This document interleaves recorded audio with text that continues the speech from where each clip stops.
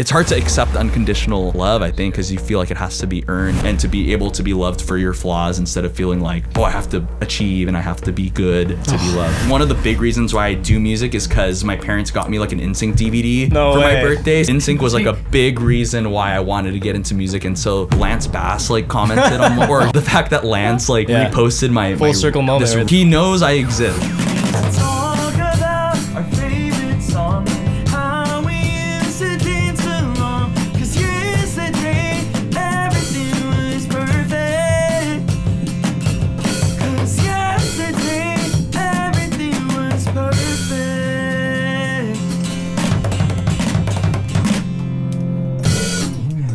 Nice.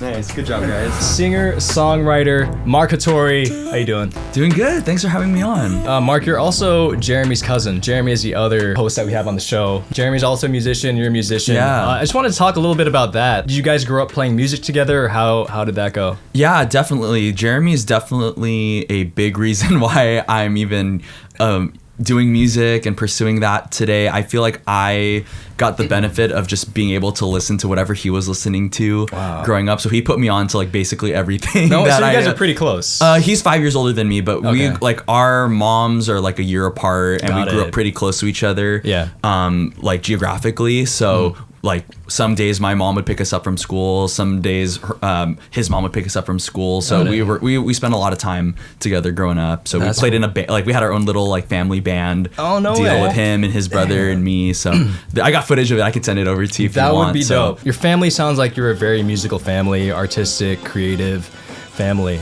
Does that go across, your aunts and your uncles too, or is it kind of with just your generation?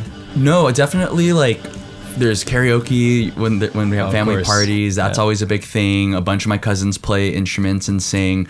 Our grandpa is definitely like the OG. He plays guitar. He was in like this Filipino folk music group that they would travel around and play music and stuff. Yeah, so he'd be in San Jose a lot playing music with like this veterans Rondalia group. So he was kind of like, he's like our inspiration for sure. Yeah. Like, so it goes back, like generations back. Yeah. Music runs through your veins. Yeah, I think so. Yeah. That's so dope. That is so cool. I've always been so curious because I see you playing, you putting yourself out there. Jeremy's doing his thing. Yeah. And this has just been going back for generations. So I saw on your Spotify bio that your inspirations are like Passion, David Choi, AJ Raphael, like the typical Filipino, late 2000s inspirations. I'm very inspired by those guys as well. And then also, on the other hand, you're inspired by like pop punk, like Boys Like Girls, Reliant K, and All Time Low. Could you talk about like how you fuse those kind of inspirations together? Yeah, I think even now I'm still on a journey of trying to figure out what my sound is, just because I love listening to all different kinds of music. Yeah. I think right now I'm just making what I like to listen to, and I think the music that I put out kind of reflects that.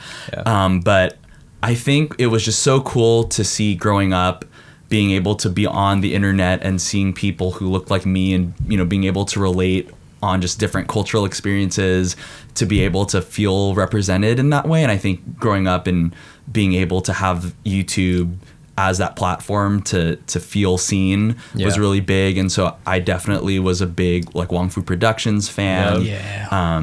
Like you said, Passion, AJ Raphael, David Choi, all those guys. There's so many more. Choi. Yeah. Yeah. All those, if Wong Fu made a music video for them, I was watching. Gabe Bondog. Yeah. So all those, even if it's not like necessarily the music that I'm making as an artist, just to see someone carve that path out for themselves was really cool to see. So I mean, when Lemonade came out from Passion, it was like, that was like one of the first like viral hits, internet hits. Yeah. You got it. I heard it from someone playing it, my friend playing it in their car. It was like a ukulele version, the original version. Like super lo-fi, probably recorded on, his laptop computer. But just the soul of it. It was like, it shined through. And I was like, damn, this song is good. And That's the anthem. That's the anthem right there. Exactly. Yeah. And I downloaded it, I listened to it over and over. I learned it on guitar. Yeah. I asked my senior ball date out with that song. I played it for her at school. No way. Oh my gosh. So much. I feel so bad now because she had so much pressure to say yes. Yeah. And she's like, it was bad. I'm sorry, Liz. Anyways, yeah, shout out to Passion. And then on the other hand, you had your pop punk, kind of like late 2000s influence, right? Yeah. There's so many subgenres of stuff. I think the one that I really gravitated towards was like the mall emo. So it wasn't I mean, I have a soft spot in my heart, kind of. I have a soft spot for like all that kind of music, but I know the one that really spoke to me was like that first Boys Like Girls album, the So Wrong It's Right All Time Low record. What else? There's just so like late 2000s, early 2010s for sure. I really love that era of music. I think like that Pop Goes Punk era was super fun just to see like all these covers of stuff. And I was a little too young to go to Warped Tour by myself at that time. That's definitely a regret that I have, is not being able to experience it in its like heyday, because now it's kind of being presented as like a nostalgia thing, which is tough. Yeah, and then there's also what is the name of that Vegas?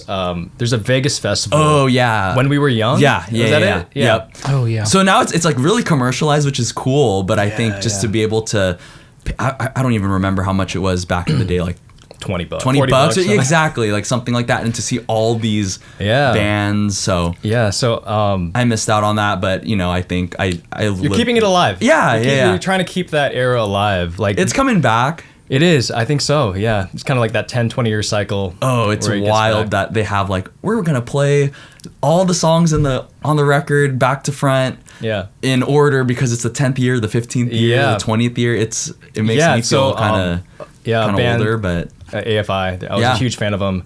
They did that with Sing the Sorrow, which is like one of my all-time favorite albums. I think it was like 2004 it came out, 2003, and they did that whole thing in Oakland, because they're from up here, from NorCal, and they did the front to back entire thing. I wish I made it, but I wasn't able to go. But yeah, same thing. And then also I grew up here in the East Bay, like in Concord, so I grew up going to a lot of pop punk shows, like local shows. My friends were in bands. Actually, have you heard of the story so far? Yeah. So I went to high school with them. I shot one of their music videos. Whoa. Yeah, back then it was cool. It was like late 2000s. Yeah, Dear Maria, Count Me In was like my summer anthem after like high school. You're bringing me back with that with your song Yesterday. I was damn, this is like legit, nostalgia. Right now.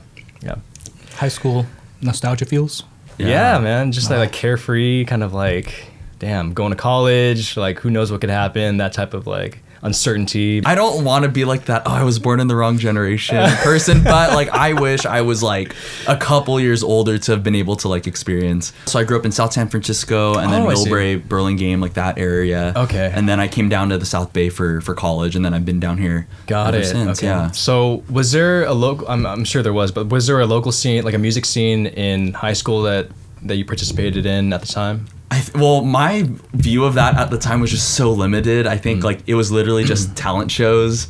And then when I was in high school, we would have like, it was called Relay for Life. It was put on by like the American Cancer Society, I think, and they'd have like their walk, and I don't even remember how I started performing at it, but I started performing there at like my sophomore year of high school. And they would do it like at our high school, so that was kind of cool. But that was like my scope of music at that time. It was very limited. But at that time, you were already putting yourself out there. Yeah. So what was like the first real show, would you say, that you played? Ooh, real show. Well, I remember doing like my high school talent show for sure, and I did that all 4 years of high school. But I grew up playing music in church, and so I mean it's not a show, but I mean that's how I got so many reps playing live music, was just because every week I started playing in our band in high school. Even back in middle school, we had chapel, so I was in that band. So that was 6th grade, 7th grade, like getting those reps in. So like I said, like I don't think that's like a show, but just to get those. I'd count those because you're getting comfortable in front of the crowd. You're figuring out how to work the crowd, how to present yourself, showmanship, all that just stuff. Being able to get through playing the song. Yeah. And it must be like 20 plus people, right? Oh yeah, for sure. Well, when it was chapel, it was like the school Oh, wow. In front of the school. The whole school.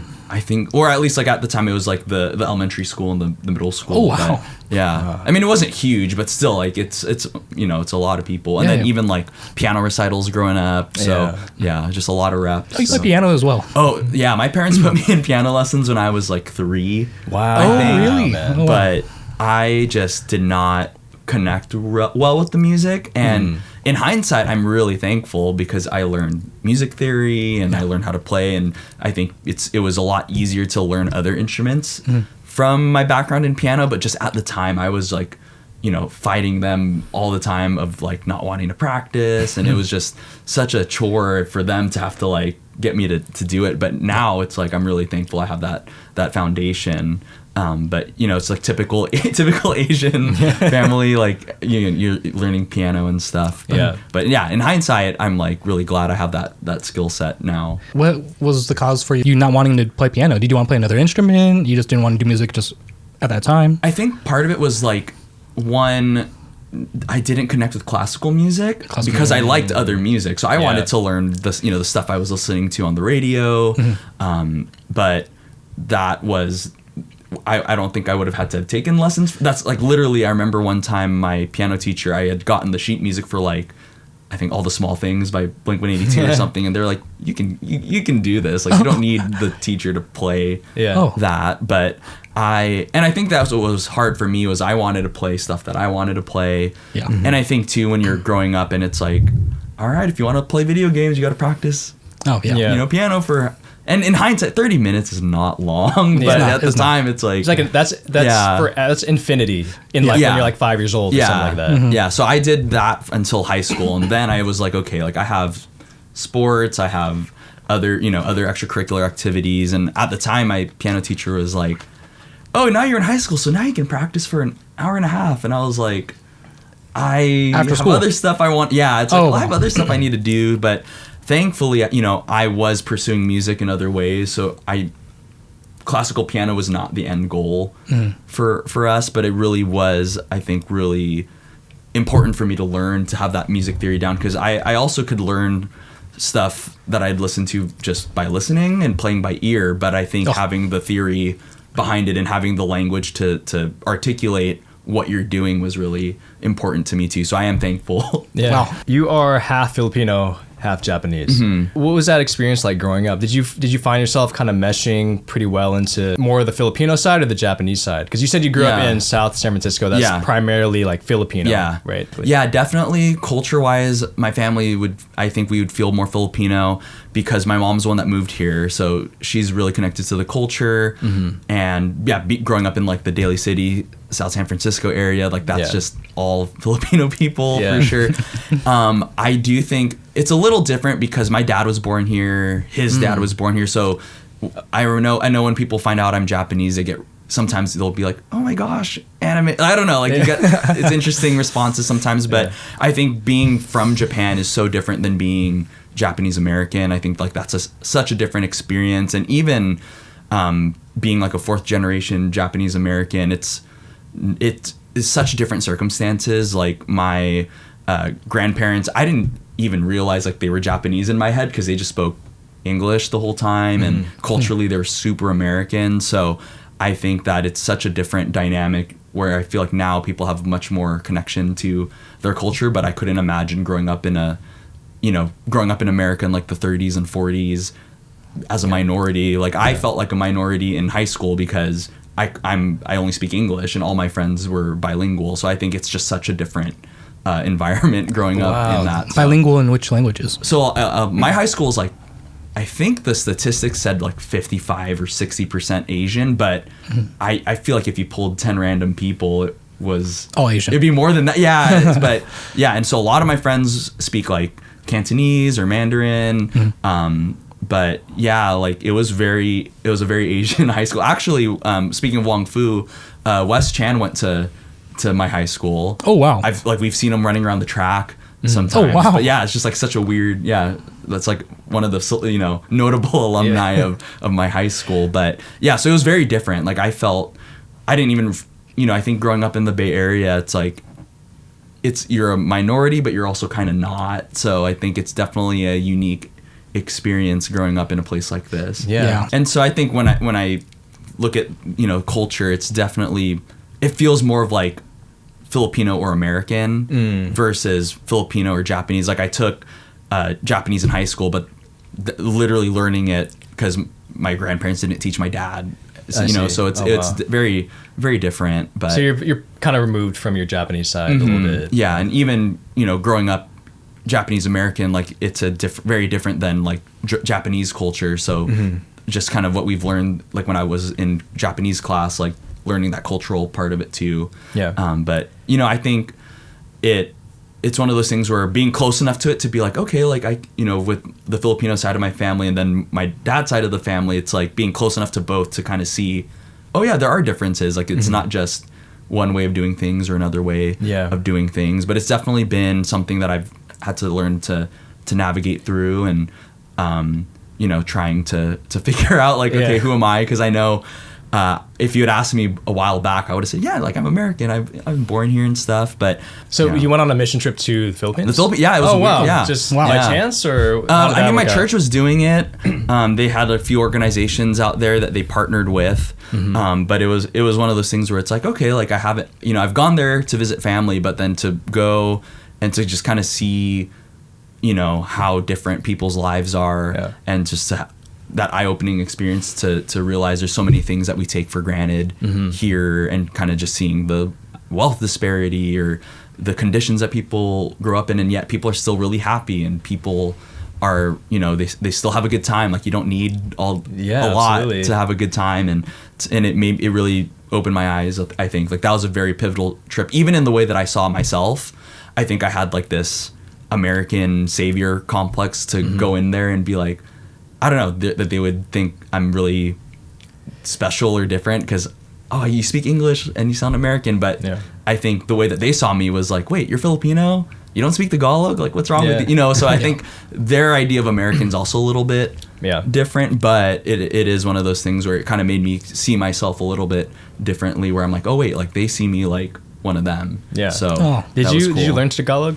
No, because my dad speaks English, so it was mostly English in the home growing up. So and I feel like I know enough when I hear it, and I'm like, okay, I think my family's talking about me. But that's something that I definitely feel like it adds to that layer of like not feeling as connected to the culture, because I think language is a big part of that. But yeah, I can totally relate to that. I mean, so I'm a first generation Filipino American. My parents came here in the 80s, and they didn't teach me Tagalog, but my parents spoke it all the time to each other. They spoke to my grandma, and part of me is kind of bummed out that they didn't try to actively teach me, but it kind of makes sense looking back, because they had just gotten here to America. They were like, you're in America, you're gonna learn English, like you don't need to know Tagalog here. When we go to family events or family functions, like everyone's speaking Tagalog, and I'm like the one who can't speak and understand. There's kind of that layer of like, okay, he's not like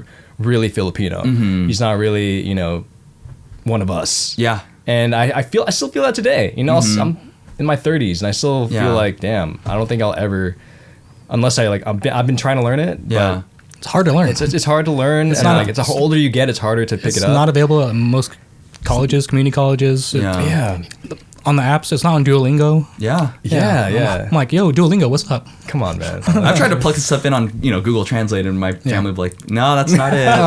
But like it wrong. I'm trying. You're trying. Translation. So you graduated from Santa Clara University. Yeah. You got a degree Broncos. in web design and engineering. Yes. And then you just decided to switch over, right? Or do you still do web design, like engineering, and stuff like that? Kind of. Like there are some aspects of my major that I still do use. When I was applying for colleges back in high school, like I really wanted to go into music out of high school, but I just didn't really know what that would look like. I mean, really, it's performance or teaching or composition or something for most college music programs. And so that's not really what I wanted to do. I just threw it out there, and I applied to USC for like their music business degree, but that was just like a Hail Mary. You gotta shoot your shot. I just, it was worth a shot. But I mean, if you had asked me when I was 18 or 17, applying for colleges, I wanted to just like make YouTube videos or put music out there and go on tour. But I think my family was really, they were really trying to support me in the best way that they could, where they were kind of like, hey, if you want to live in the Bay Area, like it's expensive out here, you know, you got to find a job or a major that would help you get a job that would provide stability. And so at the time I was really salty because I was like, oh, they don't get it. They don't believe in me. You know, why aren't they supporting me? But now in hindsight, I'm really thankful that they were that supportive in helping me try to find something. But ironically, like, all that to say, I applied for computer engineering because I was like, okay, I like being on my computer all the time. And, you know, I could, you know, get my degree, work at some tech company, make good money. And that's just kind of what I thought. I didn't realize how hard it would be. It was I had a really rude awakening when I got to college, because I feel like in high school I could kind of not really try too hard and still get by. And so I feel like I didn't develop good study habits and things like that, just because I feel like in high school I was able to kind of get by with not a ton of effort. But when I got to college, it was like, oh, whoa, okay, I'm average now. Like C means average when you think about it. Not A is average, but so that was a rude awakening because my grades were really bad. I was really, you know, it's your first time living away from home, trying to figure out who you are as an adult. So that was a tough time for me.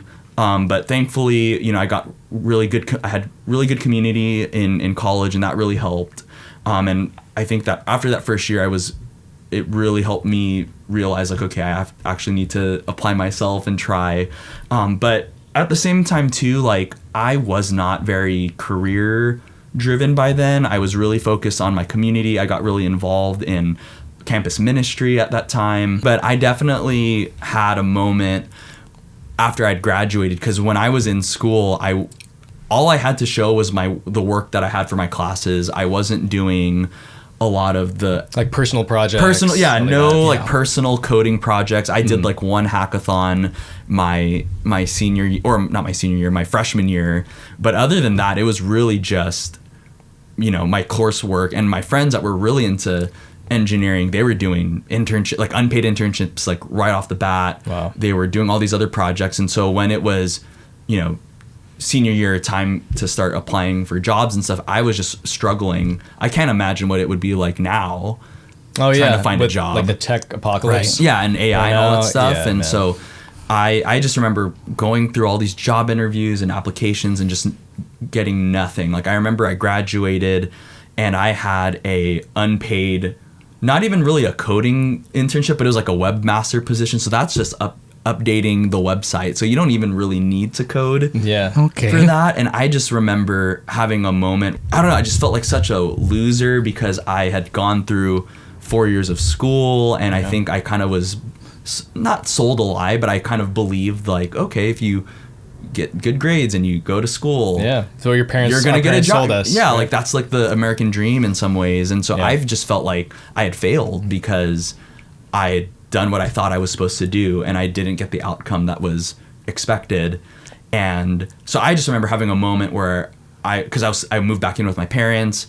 I was working for the church that I'm at now, but in a very contracted or part-time role. Like, I'd drive down to San Jose on Sunday morning, drive back home, you know, so that was the extent of my responsibilities at that time.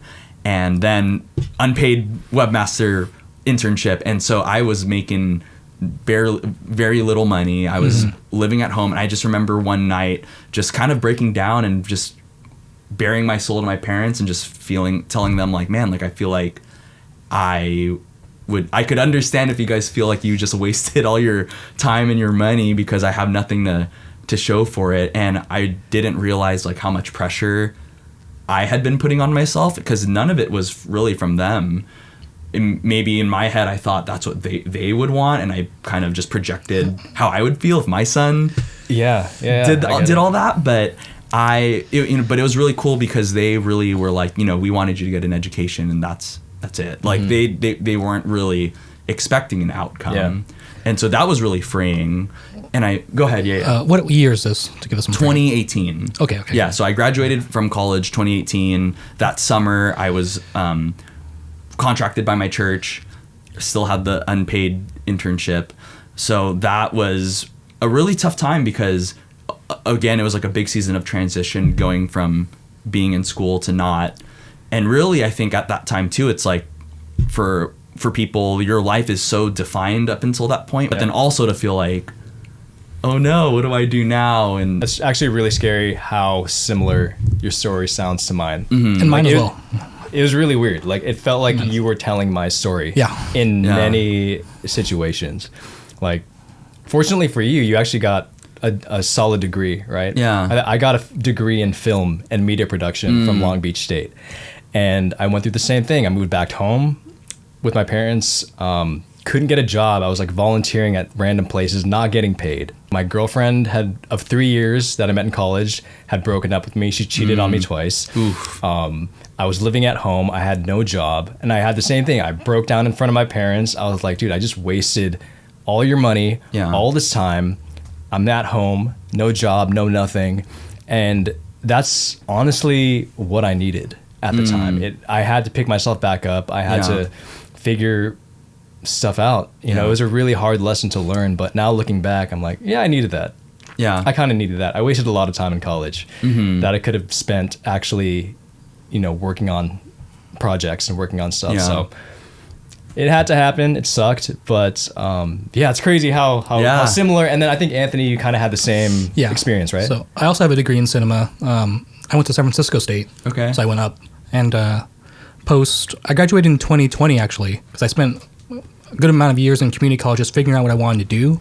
And I graduated in 2020, and there was no jobs, clearly. It was COVID. Yeah. And so I had to go move in with my mom, who's actually living with her aunt. And then I think I also broke my leg, and I broke my arm because I was skating. That's crazy. I was skateboarding so much. So I was at home, and I couldn't find a job, and I was recovering from all this stuff, and I was like, I'm never going to get a job. I was applying to like hundreds of jobs during COVID, like 200, 300. And it was just like sending stuff off and getting nothing. And I was like, but I didn't break down to my mom because I pulled out all the loans for school myself, and I was just like, I didn't waste my mom's money. I wasted my own money. Yeah. That's a lot of pressure, though. Yeah, there was a lot of pressures, but I was just like, I remember laying in bed with like a broken arm, and I was like, this is never going to work. But here we are. We're doing video now. Yeah. But you actually have a job that's kind of like cohesive with all your experiences. Yeah. I mean, that was really the thing that really like, I'm really thankful for it because it really just kind of fell into my lap. Like I said, like I was applying all these, like kind of like you applying all these jobs at like a spreadsheet of like all these places. And I was just so discouraged because you're getting rejected. Yeah. Or you hear nothing. Or you hear nothing. Yeah. Like you're getting ghosted. And then I literally, so it worked out because my senior year of college, I was like almost done.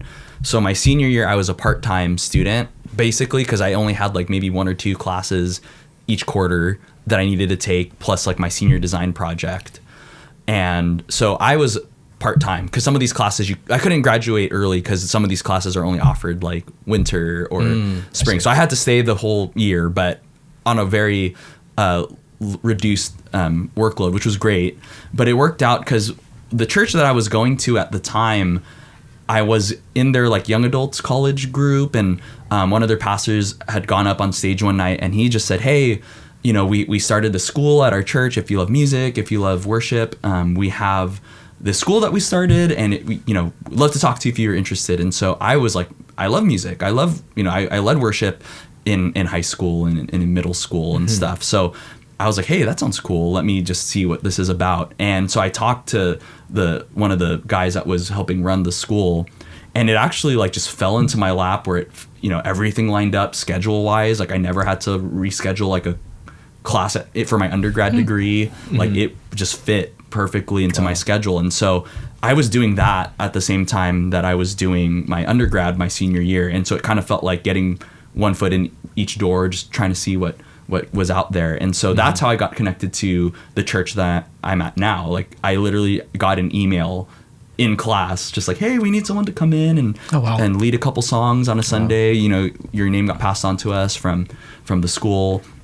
And so, and it's weird to think now that it's over, that those two different eras of my life overlapped at one point. But yeah, I remember going in and, you know, just met everyone, and that's where it kind of kicked off. And it's just been such a crazy journey because I've just kind of kept saying yes to every opportunity that it's been presented for me. Because like I said earlier, like I was just contracted for Sundays at the beginning. So I would just show up, play, and go home. And then it went from that to, hey, you know, we'd love to build the team. Would you like to help do that? Yeah. And so then it was like, okay, cool. So now I'm here in San Jose, Sundays for church, Monday for our staff meeting, and then Thursday for rehearsal. Now I'm a part-time staff on the church. Do you still live up in South San Francisco, or are you down here in No, I live in San Jose now. Okay, got it. But at that time, rent was a lot. So Still is. I was commuting down. I mean, it's worse now for sure. So I was commuting down. So, and that's long from South San Francisco to San Jose. That's like from Burlingame where my parents live. Hour and a half. It's like 45 minutes, no traffic, and then during rush hour, it's pretty bad. So, and then then I was part time, and then after a while, it became, hey, you know, we see that you have these other skills from your degree, like, you know, graphic design, film, and so that's what kind of made it possible for me to get a full-time position at the church. And so that's been really cool. So I am really thankful because that really opened the door, I think, for me to move down here and really invest a lot more of my time into that community. And it's been such a crazy journey because we used to have to set up and tear down every week because we didn't have a building. We would meet at a elementary school, and so we'd roll in early, bunch of road cases, set up everything, tear it down. And that was a really fun time, actually, just because it really made me appreciate just all the work that goes into that. And it made me realize, like, oh, if you're a band and you're on tour, this is what you do, you know? It gave me those reps of like what it looks like to set up and tear down and stuff. So I feel like when I have my own shows now, it's like that stuff's pretty familiar to me now. Like you've literally put in those reps. Even something as simple as like patching in your all of your inputs and stuff, or just knowing what, you know, kind of how much time to budget, sound check, all that stuff. So I'm really thankful because in a way, like, my work kind of has helped me learn a bunch of stuff for my passion projects, and anything I learn from, you know, the content I make or the music that I make, that helps me at my job. So it's like kind of like this interchangeable like synergy. Right. And it can be tough sometimes because I feel like sometimes the work that I'm doing is very similar, so it doesn't feel, so sometimes it's still the same work of like, all right, I made a reel for work. Time to make reels for me. So it's like you're basically doing the same harder thing. To get harder to feel disconnected from it, but at the same time, it's like I'm so glad I get all these opportunities to do fun stuff. I'd love to, just like living and breathing, just like creating stuff, which is amazing. That's cool. I'd love to get more into your personal project, your music for sure itself. So now that you've kind of secured this position with your work, do you feel very comfortable here in the Bay Area to continue doing your own projects and keep working in this field? Because the Bay Area is very, you know, tech heavy. There can be certain obstacles in the way, you know, having to tear things up, you know, the prices of like studios and stuff like that. You know, I'm not sure if you've faced any of these obstacles yourself, but how do you just feel about art in the Bay Area? It's definitely interesting because I think that, I mean, the more that I've been able to put myself out there and meet people, it's actually made me feel a little bit more encouraged to feel like, okay, like there are people that are doing it. I mean, it's not LA, it's not Nashville, but I also think there's just a really cool community of creative people out here. And so I think we have our own things that we have to navigate, like the kind of like what you said, like the kind of the techie nature of it. So but I think it's just we're trying to make the best of the what we have. I kind of like where it's at right now because it's not fully out there. It's like you kind of have to know where things are happening. You got to know the venues. You got to know the artists. You got to be invested in it. It's not just like LA where it's everywhere and you're kind of jaded to everything. Right. And it makes it feel a lot more relational because it's like versus if everyone I knew was a musician by trade, it makes it harder to, it feels more transactional when you're hanging out. It feels like, okay, if I'm asking to hang out or something, it feels like you're trying to like get something out of it. Yeah, but I feel like there's so many talented people here that I've met, and it's like just for the love of creating. And so I think in a way, like there's those challenges of the finances, and it's been tough seeing like a lot of really cool smaller venues here closed down. Yeah, like Art Boutique closed down. Yeah, like that was a big one. So wishing that there was more smaller for more local artists and things like that. I do wish that we had something like something like that, but I also think from a relational standpoint, it's really cool to be able to connect with people in a way that feels more authentic and not as like businessy. And there are a bunch of underground shows that are happening. There's a Chinese restaurant called Jade Cafe, like Heavy Lemon promotes it. What else is there? Tamper Room. Haberdasher is having a thing. It's a speakeasy in downtown San Jose. Do you have any favorite venues that you played around San Jose or South Bay? Bay Area in general. I mean, I played Art Boutique back in 2018? I think it was 2018 with one of my friends. He had asked me to play guitar in his band, so that was really fun. So I'm glad I was able to play Art Boutique before it closed. I remember playing for this friend's band. He was like, guys, we're going to play at the Ritz. And I was like, no way, this is so sick. And then when we roll in, we were playing in the side room that they use. Is that like the VIP room or something like that? Yeah, like I saw AJ Raphael there a couple years ago, and that room was the like, that was the room that they had put all the like merch booth. They put the merch booth there. Yeah, because the way the Ritz is set up, right? It's the main room, and then there's like you go down to the right, there's the bathrooms, and then there's like another room right there. So we were in that room because I got so hyped first because I was like, that's a a 500 cap venue, and then it was like, oh, we're off to the side. But it was fun. It felt more DIY and stuff. So who's playing in the main stage? Oh, no one. It was just us. So it was everyone was just in that room. Yeah, I got it. But when he first was like, hey guys, you're playing the Ritz, I was really hyped. But I've played in the SJ Jazz van. Oh, the break room. The break room. The break room truck. Like that was pretty cool. Me and my friends did this pop-up show outside of Tea Life in Little Saigon. Like we were literally just set up in the parking lot. Like we brought all our gear. Oh, I remember I saw you there. Yeah. Yeah, we just set up all of our gear right outside the boba shop. So that was really fun. But yeah, I mean, I think the house show thing is kind of the way to go moving forward. So hopefully there'll be more backyard shows. That'd be fun. Yeah. Awesome. Is there anything about the Bay Area, the music scene, that you would want to change? Ooh, I mean, I think from the local artist perspective, that's just always been my thing. Is like, it's not that we don't have a music scene, because we do, but when you have Levi's Stadium right here, you have SAP Center right here, and like, I mean, I selfishly, that's great. Like I got to see Taylor Swift, and I've seen, Harry Styles and all these, really big artists. So that's cool. Like I'm glad that there's the opportunities to see that, and I don't have to drive, 2 hours, 3 hours to see those artists. But as a local artist, it's kind of like, how do you compete with that? Like there's a lot to that is like the other side of it, where it's like when you're asking people to come to your show, there's a lot of other things that are competing for people's time as it is, on top of just people being busy and scheduling. So I wish there bigger platforms, and I mean, and that's where I'm at in my journey as an artist. Like I love the open mic scene. My friend Brian Dublin, like he's a big inspiration just from the music perspective. Like he's one of the friends that I had that was one of the first friends, I think, to put his music out on like streaming platforms and stuff. So it was really cool to see him go through that journey. And so he's been hosting an open mic for a while.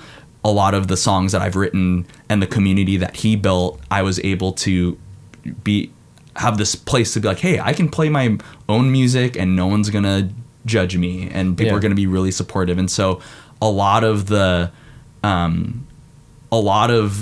my reps were also through like the open mic scene, which I'm really thankful for. And also now I feel like I'm at a place where I have a great band that I play with I have we have a set where we have like backing tracks and all these other really cool moments where it does take time to set up. So, sometimes I'll get asked for a gig and they'll be like, hey, you got 30 minutes. That's a good amount of time, but that's also part of your setup and your teardown. And so that's not even enough time for us to get set up. So I think I want to find like whatever that next stage in that progression of development as a creative and as an artist, because I want to be able to have the time to set up and play my songs the way that I want them to be heard. Because I think playing it acoustic's always fun, but I know I'm not the type of artist that's just gonna be like, if you give me a mic and a guitar, like it's gonna sound amazing. Like I know for me, like I love playing with the band. I love being able to utilize all the technology that we have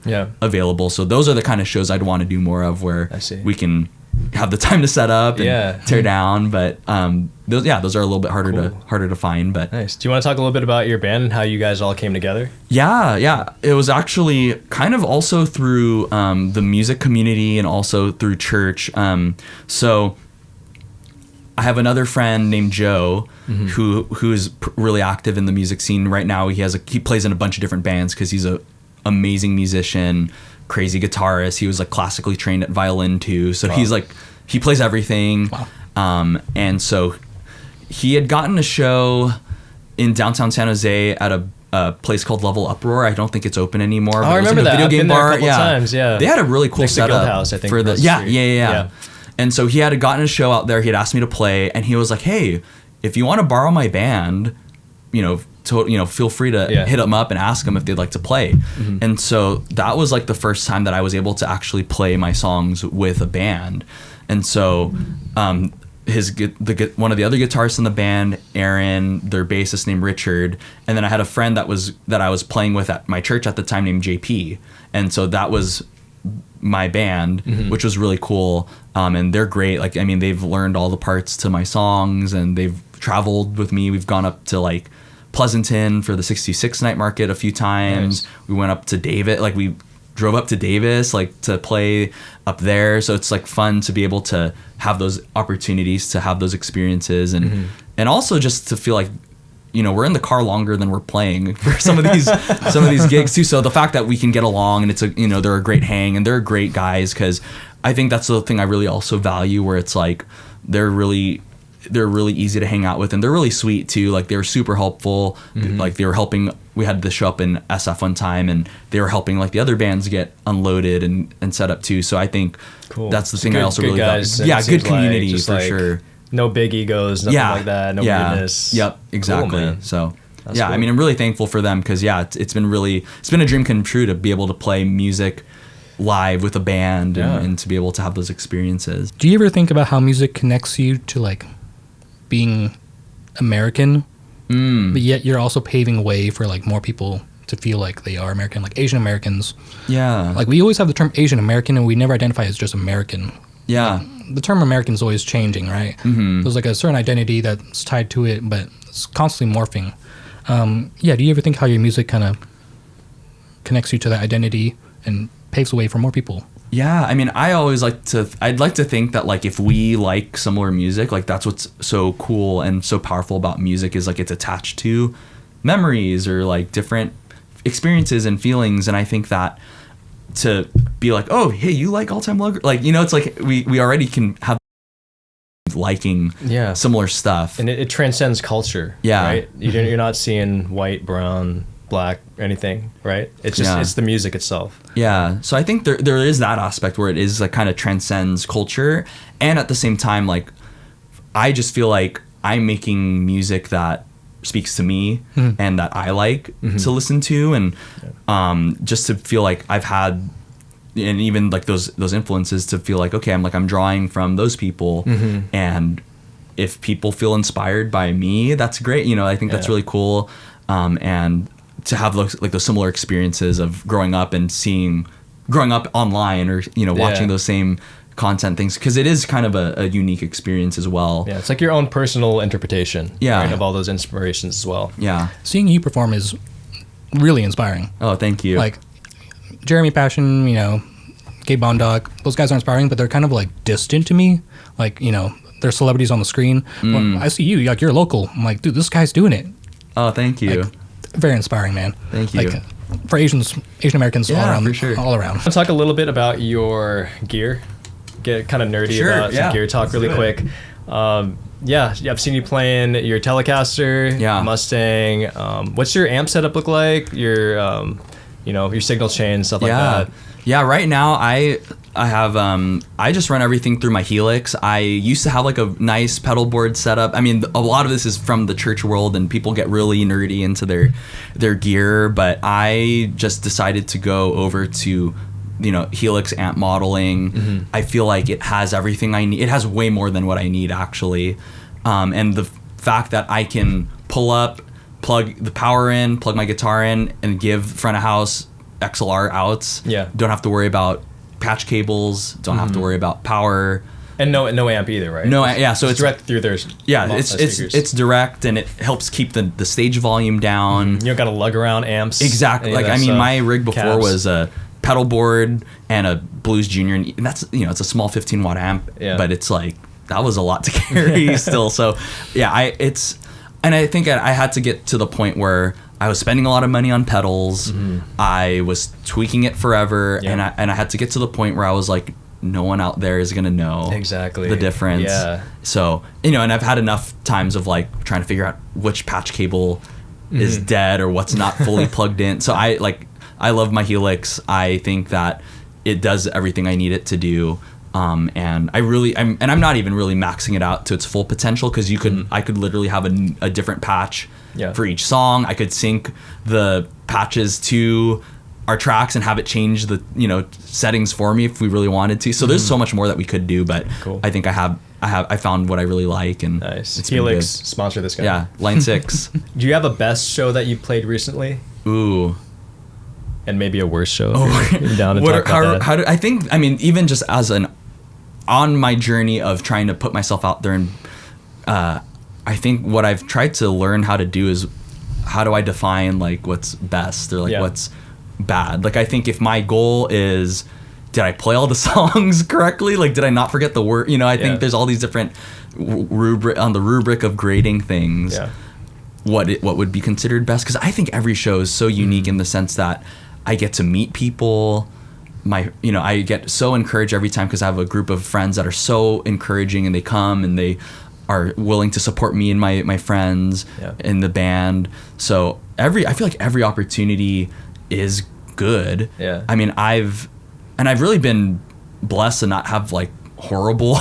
I think in the sense of like, when I think about what's bad, I mean, there's been some sets at church where it's like broken a string mid-set. There was one time we had to completely stop and restart because I got off our click. So, bad technical difficulties. Mm-hmm. But I think just over time going through it, just learning how to roll with it, because stuff's not always going to run smoothly. Yeah. Like, there was one show where our ears were tied into the EQ changes, and so there was just crazy EQ moves being made, and so my ears were just clipping super bad, couldn't hear anything.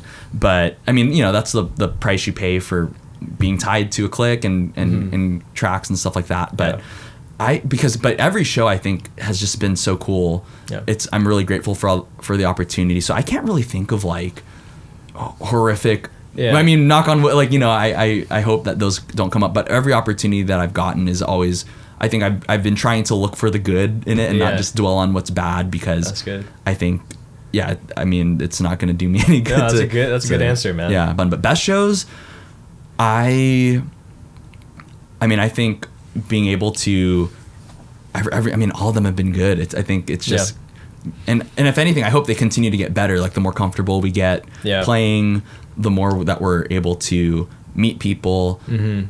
That we had a show at the Hub in Redwood City downtown. Yeah, that was a fun gig, and like the fact that they multi-track recorded the set, so I was able to like kind of mix down some of the live stuff. That was really cool. Yeah. We played. Even the fact that I've been able to travel, like to go up to Davis, or I went down to SoCal to do the 66 night market down there. Like, that was really cool. Wow. And even though that was just acoustic guitar, and for me, like, the fact that I had the opportunity to do that was really cool. Mm-hmm. So yeah, I think every show is a good one. It's kind of hard to just pick pick one. It's a good answer. Yeah. But yeah, getting to travel, like that's a bucket list item right there. Yeah. That's awesome. Are you currently in a relationship right now? No, I am not. I'm looking. I'm, you know, there you go. The apps are open.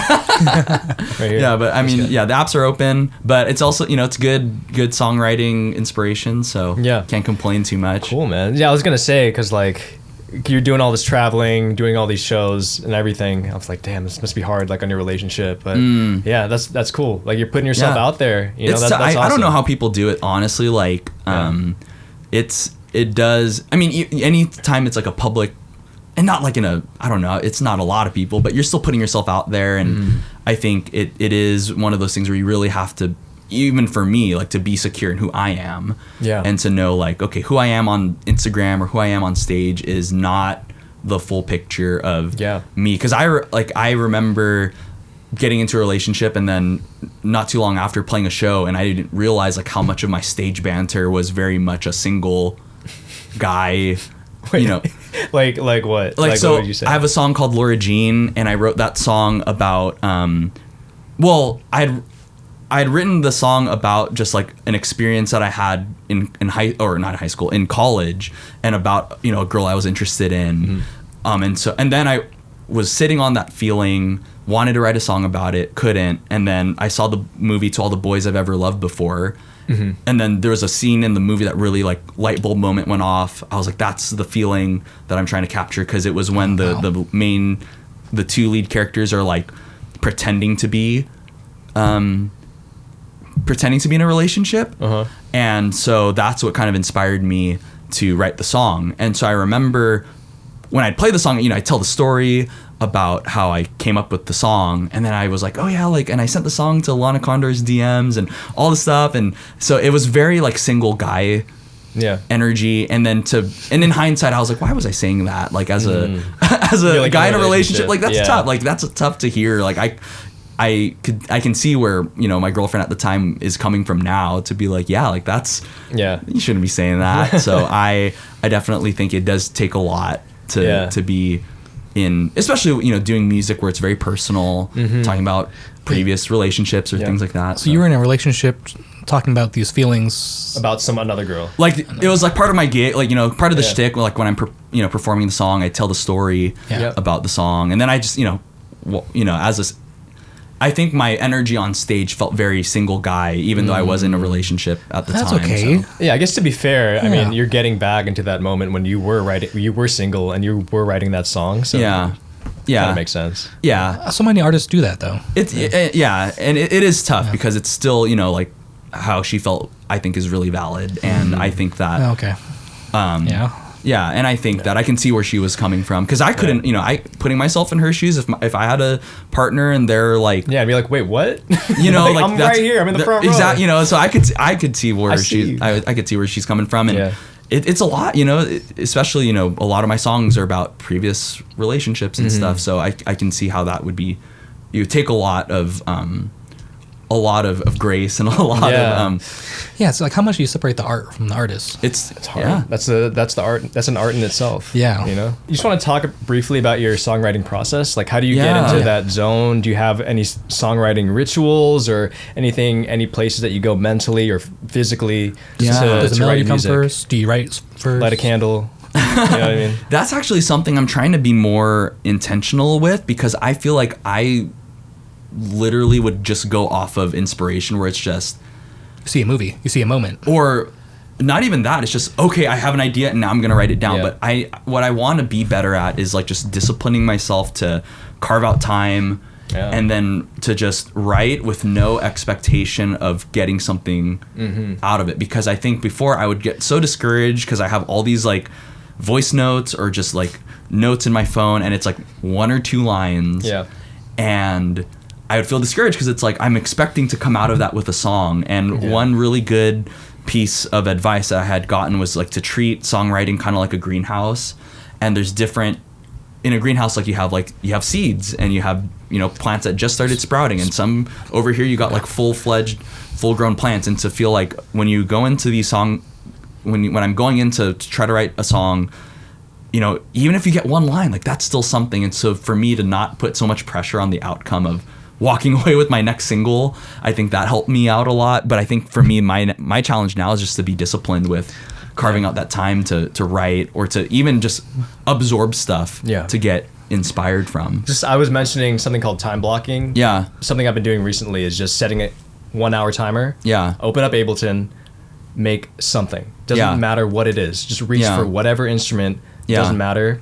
Export it at the end of the session. Yeah. Into a folder. Yeah. That's what it is. Yeah. I'm not judging it. I'm not, You're not going to release it necessarily? Yeah, I'm not going to release it. Maybe I'll reopen the file and resample it or chop it up or something like that. So, that's something I've been trying to do. And it helps a lot. Because you surprise yourself. If you give yourself 30 minutes, 1 hour. Yeah, it's cool. I think one thing that also helped me was to have some sort of constraint, because I think the way that, at least I realize that I'm wired, is if it's just especially now with having having a DAW and like VSTs of every instrument too much available. It's like you could literally make any song in any genre, and that is so, for me, very intimidating, because it's like you could literally go anywhere. And what I learned was, like, I was doing a ton of like mashups over the summer, or end of summer, kind of until the end of last year, and it was because I'd watched K-pop Demon Hunters, and so I was like, perfect. Movie. It's like there's the 6 songs in the movie. I can find songs that fit those, and that just helped me so much to be able to be more efficient and like to be able to be more creative in a way, because I said, okay, it's these 6 songs from the movie, and I can find songs that match those. But when it's just you can pick any song to mash up with any song, like that's so many. I think I get paralyzed by like having too many choices to give. So for me, giving myself constraints really help. Like for my last single, it was like, what if I did write a country song? What would come up with that? That's a perfect segue, because literally the next thing is your latest release. Yeah. If We Ever Said Goodbye. Yeah. And I was listening to it after listening to Yesterday, which is very pop punk inspired.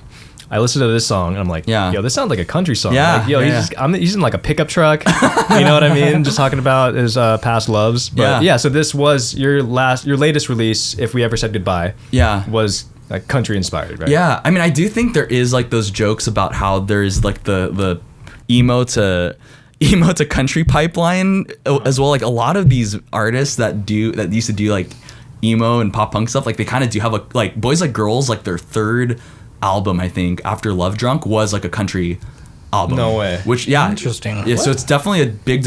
I forget what it's. Yeah, you should listen to it. It's really interesting. I kind of stopped listening to him after like 2009. Yeah, after that's Love they Drunk. made like a switch up basically. Yeah. So it's very. It's very different, but it is kind of in that pop country lane. I see. But yeah, I mean, so I think especially because a lot of worship music kind of has like that Nashville. A lot of like a lot of my sensibilities, a lot kind of like that melodic ballad kind of stuff. So I do have a lot of my music sensibilities. I was thinking about that. Yeah, so it comes from like the CCM, like church world, but I think it just kind of lended itself to that kind of like storytelling, being really specific with like, because I remember it started off as just like a note of like when I was in a relationship, like I don't know why I was already feeling like, man, I'm gonna miss all these things if we ever stopped being together. But it was just a list of like, man, I would miss hanging out with your family, I'd miss your dog, I'd miss all these things. So it kind of started off as a list of just stuff that I'd miss if we ever stopped being together, and then that's how the song just kind of came from that. So but then you guys and eventually did you speak it into existence? No, well, this was like 3 or 4 years later when I actually finished writing the song, but because I wanted to. That's where kind of like the idea started, but then it was writing it from a very different point of view, because it was like I can actually say, I miss this, I miss that. Yeah. So, it wasn't like a self-fulfilling prophecy. No. It was completely because at the time it was, man, I really care about this person so much. It would really suck to not have you in my life anymore. But then you must have hit a lot. And then being able to write it, kind of retroactively, and being able to say, I would miss this, I would miss that, because I was missing those things. Missing those things. So, but it was cool. I mean, I was able to do some writing with other people too, which really helped. I think being able to get other ears in and just be able to bounce ideas off each other was really helpful too. And I think it also helps remove that like feeling of I'm writing my diary out, you know, like I think being able to kick ideas back and forth with people kind of like remove yourself from it in a way, a little bit. Yeah. And the mixing on that, mastering sounds really good. Oh, thank you. Did you do that yourself, or do you have it outsourced to another, like a mixing engineer or something like that? Yeah, so kind of in the same vein, like I was really intentional with like the stuff that I've put out on streaming platforms. I wanted it to be to a quality where I think the way that I've always felt was like, I want to throw my songs into a playlist with the songs that inspired it and be able to just listen through all of it and feel like it all fits, not just from a like genre perspective, but even just from like a production standpoint. Like, is it mixed to a similar degree? Is it even loud enough as the other one? So I had, like, even for yesterday, I wrote that song in 2016, and then I cut my own demo of it in 2019. But I knew listening back to it, I was like, I like it, but I can't put this on streaming. And there's a tension there, because I know that if you wait for things to be because I struggle with perfectionism, so that was a tension I had to manage of like, I know it's not there and I want it to be good, so I had just sat on it for a while, but I know like at some point you just got to do it. So I think that was like the tension that I felt. But I was really intentional about seeking out other people, because one, I think having other ears on it is really good. You know, I have my blind spots, and I think if I'm listening to the same things over and over again too, you just miss out on stuff. And mixing and mastering is a very specific skill too. Completely separate from, you know, songwriting and arranging and stuff like that. So as much as I want to be like that artist that can just be like, I have an idea and I just made it now, and it's on streaming, and maybe one day I'll get there. But I also think there is value in, one, just the collaborative process, and even just from a relational building standpoint, the fact that I was able to work with people and get to know them. So yesterday was produced by a guy named Seth Goodwin. I came across one of his videos on YouTube because he was making these production tutorials of like how to sound like Laney or how to sound like the band Camino, and these are all bands that I really like. And so I was like, okay, I know he knows the song, he knows these artists that I'm really inspired by. So that really helped me feel like I can give the project to him and know that he's going to do it justice, because it was cool being able to be on the call with him and just be like, oh yeah, boys like girls, like, to have that same background. So that was really helpful, and it was a really good experience and cool to be able to just not have that pressure of like being in the weeds of like thinking about plugins and EQ. Like I think as an artist, because that's how I'm wired, is very much detail oriented. But I think to be able to challenge myself to stay 10,000 feet above the project and see it as a whole, instead of getting in the weeds of like, I don't know, EQing my vocals, because that's why I think a big reason why I wasn't putting out stuff is because I was trying to do everything myself, and that's really overwhelming. And then feeling upset and feeling insecure that it's like not as good as I want it to be, as I hear it in my head. So I think learning to try to give things away to people was a big thing that I've tried to be better at. So I was getting to a point where I was like, if I don't do this, I'm gonna regret it for the rest of my life, because I actually had like deleted my YouTube, or not my YouTube, my Instagram channel. Really? Yeah, well, your channel now. Yeah, with 10,000 followers. Well, but at the time it was like 800. Wow, or whatever, and that's I don't want to despise humble beginnings, but I think that I really was struggling because I could say that I wanted to be a musician, I wanted to be an artist so bad, but I wasn't putting in the work to be consistent, to put stuff out there. And so I had opened that account like in 2018. It kind of just hovered around that mark, because that's probably my sphere of people that I know, kind of thing. And that's, if I had a room of 800 people, that'd be amazing. So I don't want to knock having 800 followers, because if I played to a room of 800 people, that would be like the biggest show I've ever played. But I just felt very, I wasn't really making it a priority. I would really just post sporadically. I didn't really have a plan. I was, just even on my YouTube, I think YouTube has changed so much too, because YouTube literally just used to be, here's your MacBook camera and you can just play and upload it. And I think there was value to that. And then it turned into, you need to have a cinematic production, every video. So that made it harder. But I also just think and then I got busy, got into a relationship. I remember one conversation, my girlfriend at the time was like, hey, like, I noticed you haven't posted at all, you know, since we've gotten into a relationship. Like, she felt, I think from what I heard her say was like, she kind of almost felt like, was she the reason why I wasn't doing it, which wasn't true, but it was totally like a me thing where I was like, I have other stuff going on, and, you know, I do have music, because I was playing at church every week, so I was still getting that music bug, you know, getting that musical itch scratch. But in terms of like putting out songs, writing, like doing my own stuff, I wasn't pursuing. And I just remember at one point, you know, because I'd, you know, pick up gigs, you know, acoustic gigs when I could, and I just remember feeling like, I think that I just kind of had resigned myself to being like, all right, that's it, that, you know, that's just all it's gonna be. And I just remember like once the relationship ended, I was kind of like, well, now what? Like, I thought I was just gonna get married and have a kid, and that would be okay for me to put the music on the shelf, because it's understandable when you have other priorities. And so I think once the relationship ended, I was like, oh shoot, like, what do I have now? Because I think for a lot of Asian families, like, you show love through sacrifice and stuff. But I think that when I look back, I wanted to be bitter and salty and blame, like, oh, like, you told me not to play it, or these songs are hurting you, so I gave it up for you. But what I really think in hindsight, now that I've had some time to really think, I think what I realized was I gave up on those things, and I thought, you know, if I have other priorities, I'd be able to justify not pursuing it. So once I got out of that relationship, I was like, all right, well, now what? And that's where I really felt like if I don't go after this, then I'm gonna regret not doing it. Was music a reason that you and your girlfriend broke up, or was it just like other reasons? I think I wouldn't call it the reason. I mean, there's other reasons where I think a big part of it was me not being able to fully feel like I could be me, and that's not her fault, like, at all. Like, I think that she was very forthcoming in terms of like saying like, this is what I need in a relationship. And I think that even just from my own standpoint, like, I was afraid that if I'm fully myself, I'm not going to be accepted. So I feel like I only showed parts of me that would be acceptable.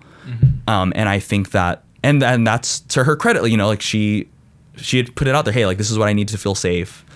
And I don't think I was willing to be that vulnerable to say, hey, like, I'm not as good of a person as I want people to think that I am. And that kind of played into all these other things of, you know, when it comes to the music, because it's like, you know, because I did write a lot of my songs about not this relationship, but, you know, previous people that I've dated or people that I've been interested in. And I think that when you're not able to fully trust your partner to be open, it's like, well, you can say you're not thinking about your ex, but it's like, how do I really know? And so I think that for me, like, that lack of vulnerability made it hard to build trust, especially because I know, at least the way that I see dating, like, I'm not here trying to mess around, and I do think I want to find someone that I can build a life with. So I'm not really interested in, like, just, I don't know, not dating intentionally. So I know, like, when we were in that relationship, we were trying to think, like,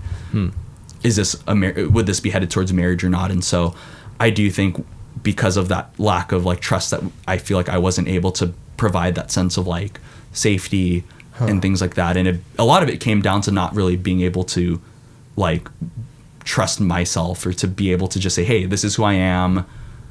Feeling like, oh, I have to be a certain way to be accepted. And that's tough, you know, like, that's something that I'm still trying to work on, and being like, hey, like, this is who I am. But that's an interesting duality, because on one hand you have you bearing your soul through your music, right? And then on the other hand, you have a struggle to be vulnerable around people in your life. Do you think that music is really the way that you show yourself to the world? And, like, do you have an idea of where that lack of vulnerability came from? Was it from, like, growing up and having to like, be a certain way? Yeah, I mean, I think, well, I will say, though, when it comes to, I think there's a reason why I feel so comfortable because it is very curated vulnerability. It's like I can say, hey, like here's a song, it's really personal, but it's like it's not the whole picture. It's a very curated version of what I want people to see. Or like with social media, it's like like I can talk about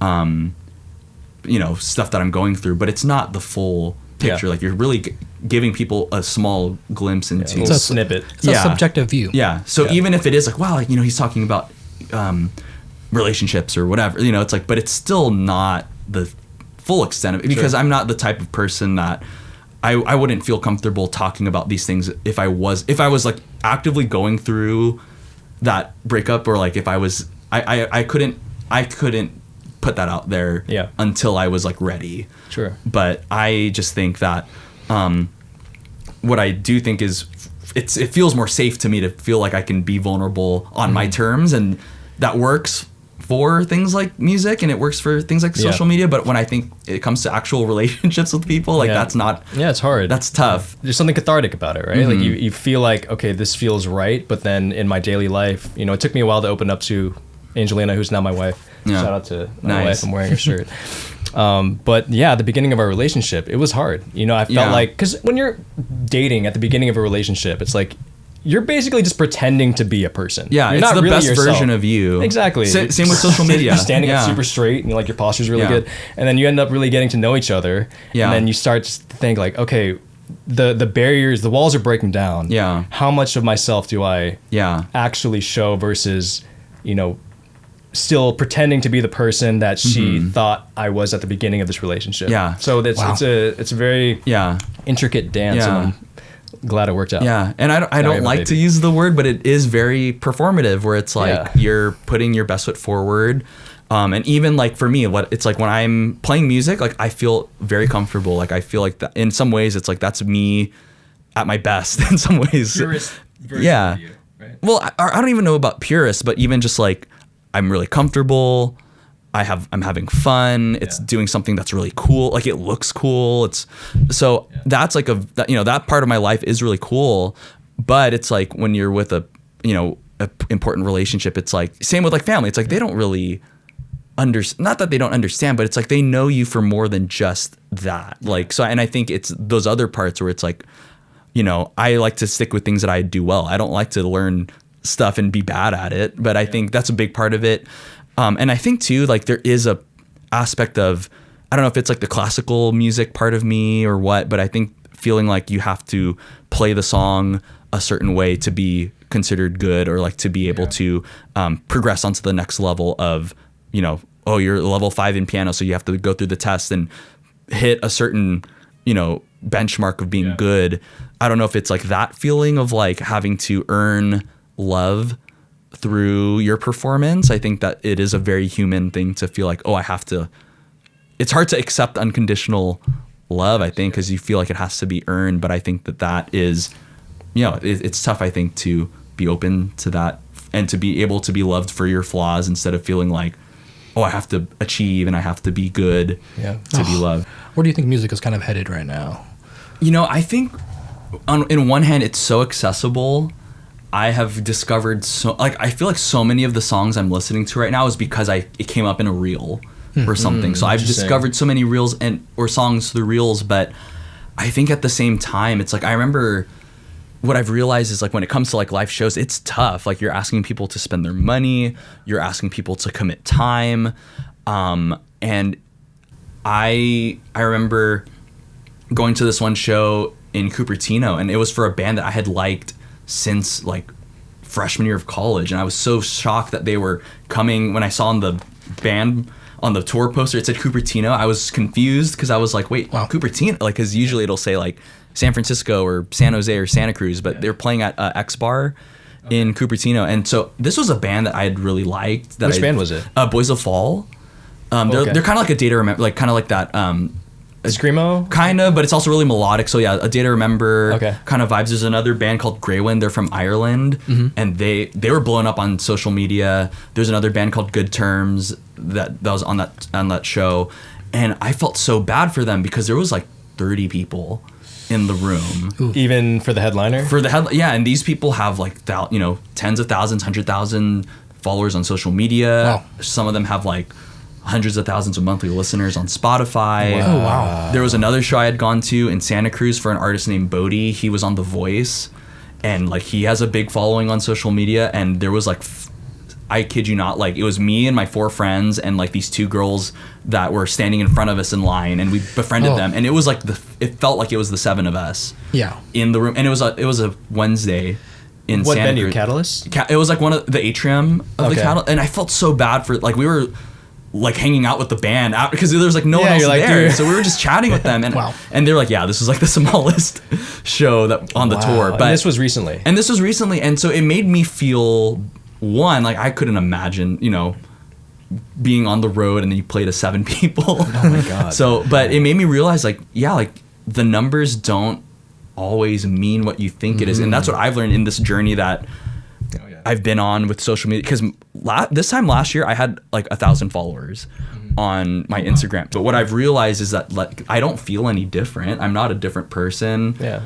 That I would have. I mean, I'm really thankful to be where I'm at, and the fact that now maybe people might see my DMs if I shoot. You know, when I've tried to message people, like I feel like sometimes people respond faster. Or yeah, because this guy is serious. or the fact that I've gotten to interact with like artists of the songs, like when I've made my mashups, it's like the fact that artists will comment sometimes, like that's been really cool. But what I've realized is like, what is the goal? I think that's what I've really had to try to train myself into, be like, yeah, like I can chase likes, or I can chase followers, and those are great, and I'm really thankful for all those. And then it also feels bad when it's like, wait, I have more followers now, but my Spotify listeners aren't grow, you know, so it's like there's always going to be, it never ends. There's always going to be something to complain about.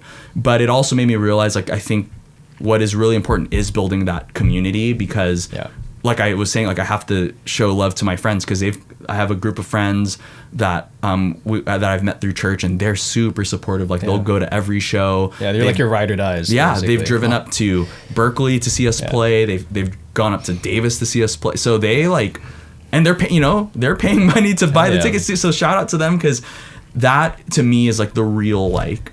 I don't want to say moneymaker. Like that's like the true like about, test man. Of what is it meaningful, because it's one thing to hit follow on Instagram. Those don't mean, it means nothing. Yeah, or to even say like, oh, this video got a bunch of views, because it's like ultimately I'm really thankful that the K-pop Demon Hunters mashup era happened, because is that what got you up to 10K? Like I've had so like all my following basically came from that, and I feel bad that I'm not really doing it anymore, but that's not what I wanted my channel to be. Right. Yeah. It was just trending at the time. It was trend, and it was a fun, creative way for me to still make something and to put it kind of like what you said. I'd make it real quick. I'd put it out there, and my goal was just one a day. I did that every day for a few months, and somehow the algorithm caught on to it. Yep. I didn't have to do any sort of trial, like I didn't do any trial reels. It was just the power of you won the lotto. Multiple times, people just sharing it, and then the fact that like the artists would comment on it was like Lance Bass like commented on, or he like liked it and reposted. Like that was crazy. Like that, and it was crazy because one of the big reasons why I do music is because my parents got me like an NSYNC DVD for my birthday. So like that NSYNC was like a big reason why I wanted to get into music, and so the fact that Lance like reposted my full circle moment, this reel that I made. Yeah, like I made it. He knows I exist. Like he interacted with something that I made. So that was crazy. Yeah. But to know like ultimately, you know, that doesn't really change. Yeah. Because my main goal is I don't want to make.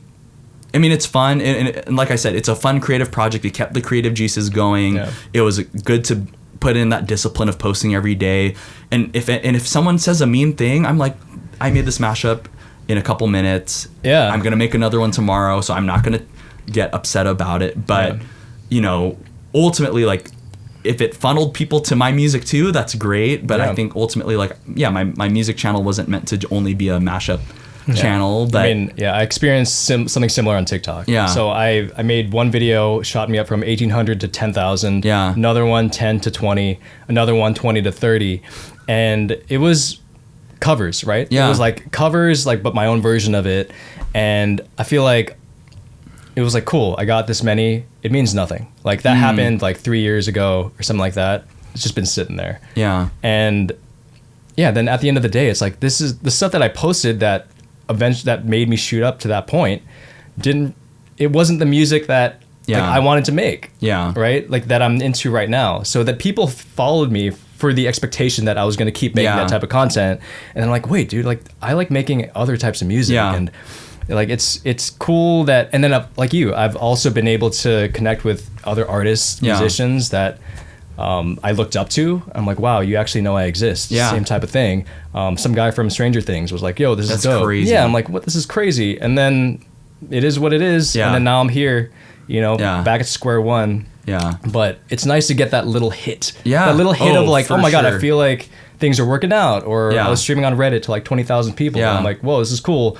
But now it's just like, okay, that happened. That's in the past. And now I'm here. And now I got to keep moving forward. And it's so easy to assign value to yourself because of a number. Because it's like, I would notice, or it's like, okay, like, cool. Like you did something right. I did something right. Yeah. Or it's like, okay, like, because even at that time, like I could post a mashup and it would get the views that it would get, or the likes I would get, or the, followers that I would get. Yeah.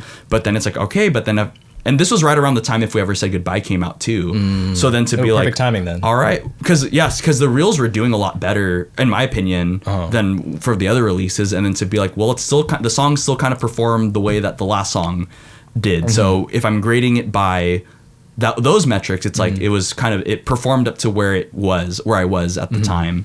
And I mean, it's tough because it's like I could see those numbers and be like, well, this is more value, I could chase that. And then it is very humbling to be like, okay, like they don't really care about my music. Yeah, that's tough.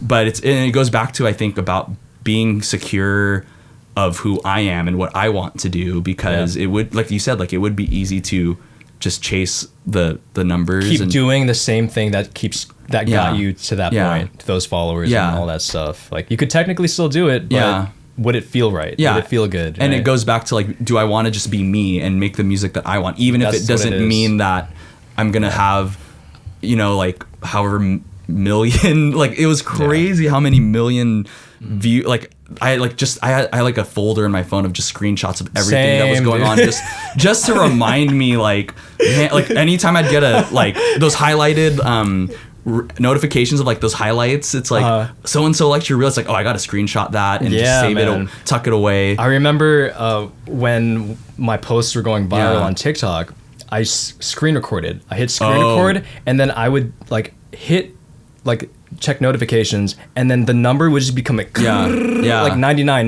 plus 99. I'm like, dude, this doesn't feel real. Yeah. It's insane. Yeah. Like this has to be fake. Yeah. There's no way that all these people are doing this right now. Yeah. But it was real, and like actual people were commenting. I'm like, yo, okay. Yeah. That's cool, but and it's tough too, because I remember when I first started my music page, I was like, I'm gonna reply to every comment. I'm gonna, same thing. And once the mashup stuff, I was like, I can't. I don't want to. It's like, just like fire emojis. Yeah, it's like it's not meaningful, but it's like, like I don't even want to. But there's some there that you're there's like, some wow, good ones for sure. This person actually cares, and But when it's my own music, it's like I'm definitely like absolutely. So, but it goes both ways, because people have said mean stuff. I've angered every fan base, I think, at this point with my mashups, because people will either be like, oh, why are you mashing up? At least you got a reaction out with of it, this right? track. Yeah, but it's like, but it doesn't bother me because it's not my music. So because if someone said that about my music, then